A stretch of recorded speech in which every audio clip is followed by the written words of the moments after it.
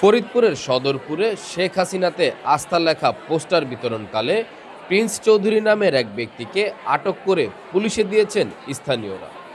রোববার সন্ধ্যা ৬টার দিকে উপজেলার জয়বাংলা বাজার এলাকা থেকে আটক করা হয় তাকে। খোঁজ নিয়ে জানা গেছে, লিফলেট বিতরণকারী প্রিন্স চৌধুরী তৃণমূল বিএনপির নেতা।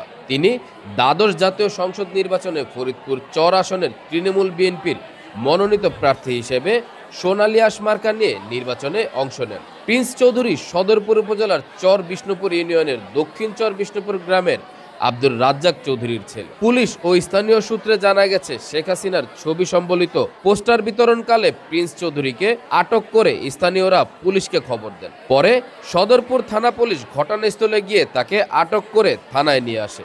এ বিষয়ে সদরপুর থানার ভারপ্রাপ্ত কর্মকর্তা আব্দুল মোতালেব বলেন, আটক ব্যক্তি বর্তমানে থানা হেফাজতে আছেন। তার বিরুদ্ধে আইনগত ব্যবস্থা প্রক্রিয়াধীন রয়েছে।